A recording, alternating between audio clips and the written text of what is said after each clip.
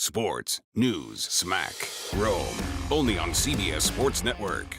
Guys, let's talk about the Lakers first off. Fifth straight win. Maybe the ship is righted. They get this victory over the Knicks, and that's the question, I guess. Has the ship actually been righted? Well, I don't know if it's been righted all the way. I mean, they still have problems when it comes to perimeter defense, when it comes to shooting depth. But I thought the most impressive thing they did yesterday was the way they closed without Kobe Bryant jacking all those shots that he did Saturday against Golden State.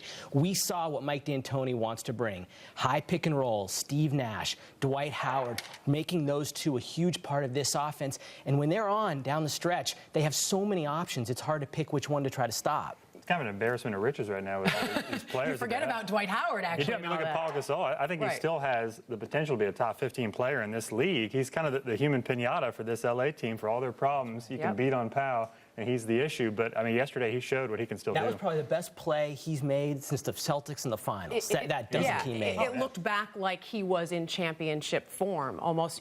You mentioned Nash quickly, and you just can't overlook that. How big is that return of Nash finally being back there? D'Antoni kept saying, just wait, just wait.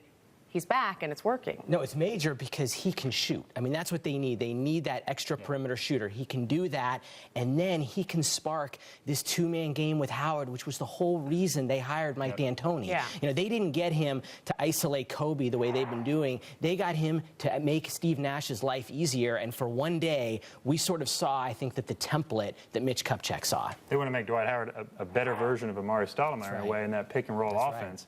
And I think that's what's going to work. You look at Steve Nash. I mean, he had the ball in his hands throughout late that entire fourth quarter. He either had an assist or he was scoring off a jumper every time. And that's what they need, that stability right now. Sports, news, smack, Rome. Only on CBS Sports Network.